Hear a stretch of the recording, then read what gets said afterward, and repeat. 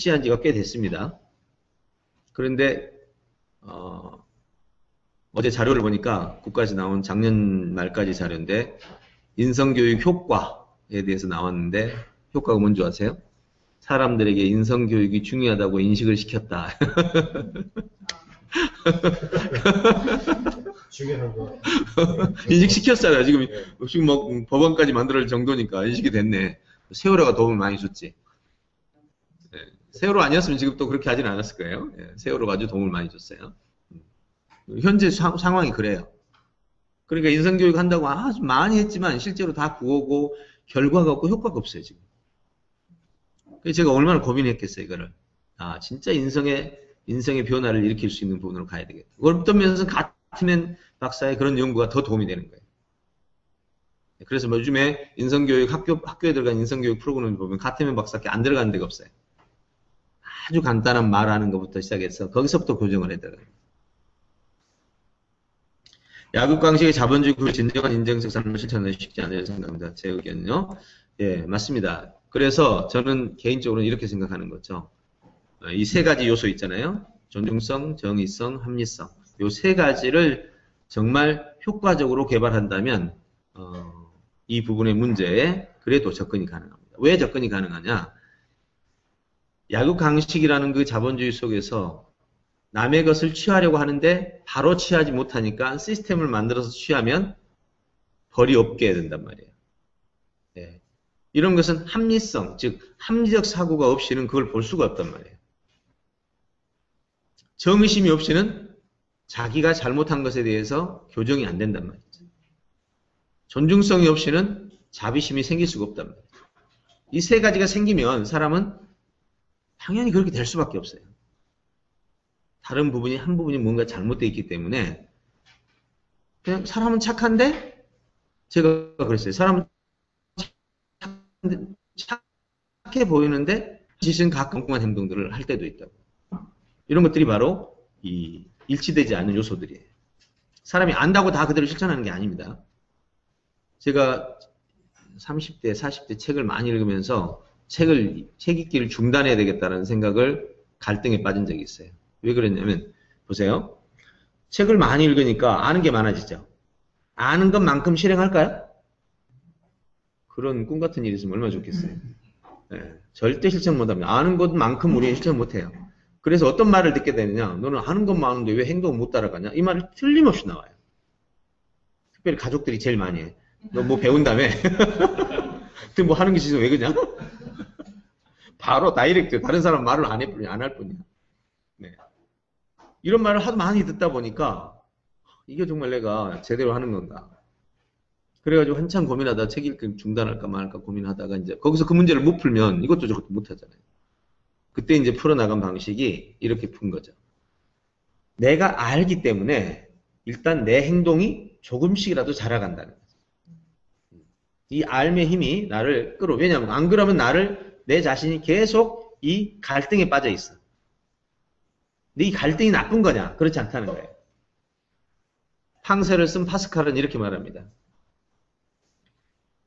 당신이 옳다고 믿고 있는 것보다 당신이 옳지 않다고 생각하는 것을 가지고 나가는 것이 훨씬 더 진리에 이르기 쉽다. 왜? 당신이 옳은 것과 내 행동 사이에 괴리를 발견했을 때 이 괴리 속에서 계속 갈등을 하는 것이 곧 진리다. 진리란 당신이 이 진리에 도달한 상태가 아니다라는 것. 굉장히 멋지잖아요. 어떤 사람이 진리에 도달할 수 있을까요? No. 이제 예수님에 대해서는 달리 볼 수 있겠지만 예를 들어서 이 사람을 생각해보면 성 프란시스를 봅시다. 자기 자신은 정말 의롭게 살려고 최선을 다한 사람이에요. 어느 날 이제 사람들에게 칭송을 많이 받았잖아요. 그래서 마지막은 이제 나도 예수님 같이 남을 위해서 진정한 희생, 죽기까지 희생을 하고 싶다. 그래서 나도 예수님과 같은 그런 고통, 십자가의 고통을 느끼는 희생까지 하고 싶다. 그런 희생의 고통을 나에게 느끼게 해주십시오. 하고 기도를 하는데 어느 날 기도가 응답이 됐어. 그 십자가의 고통이 딱 느껴지는 거예요. 근데 놀랍게도 그 시간, 바로 그 순간 내가 드디어 예수처럼 됐구나라는 교만이 눈에 딱 들어온 거야. 그날로 이제 그 시간에 무릎 꿇고 이제 회개를 시작했는데 그 정도의 인간이. 여러분 진리라는 게 뭔지 아세요? 진리란 모든 옳은 것의 총체예요. 모든 옳은 것의 총체다 보니까 이 진리에 도달할 수 있는 사람은 거의 불가능에 가깝습니다. 그래서 목적이에요, 진리는. 목적, 방향성이란 말이에요. 북극성이 방향성이죠. 그러면서 목표를 가지고 나가는 거예요. 목적이 여기라면 방향이라면 목표는 단계를 말해요. 그래서 진리를 향해서 나가는 것, 우리는 방향을, 진리라는 방향을 향해서 나가는 거예요. 이런 자세를 가지고 나간다면 또 낫지 않을까. 그래서 이런 약육강식의 자본주의 구조 속에서 우리가 인성적 삶을 실천한다라는 거 어렵긴 하지만 그럼에도 불구하고 좀 전체적인 그러니까 서로 전체적인 의식 구조가 높아져야 됩니다. 여러분 혹시 서양인들하고 만나보면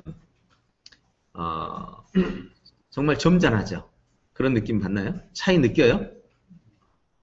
그걸 뭐 대화하면서 화를 내거나 그렇지도 않고 아주 그 여유 있고 아주 안정적인 모습을 많이 봅니다. 저는 이제 해외에 많이 다녔으니까 아마 여기도 본 사람 그럴 거예요. 한국에 와 있는 서양인을 본 사람은 더 어쩔지 모르겠어요. 근데 진짜 점잖은 서양들 보면 굉장히 전체적으로 점잖해요. 교양이 있어. 흔히 말하는. 그게 대부분이 다 그래요. 수준이 높아. 우리 동양에 좀 필리핀 가보면 정말 행동이 그러잖아요. 예.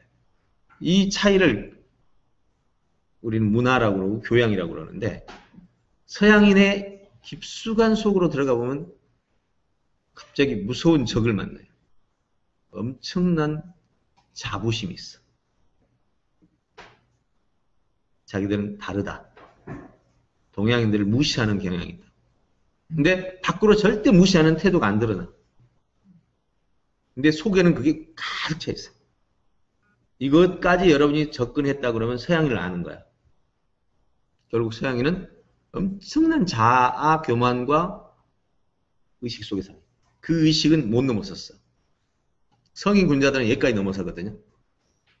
성인 군자가 갖는 가장 큰 적이 바로 내가 이렇게 교만하구나 라는 걸 알아챌 때 그걸 못 알아챈 사람은 아직 그 밑이죠.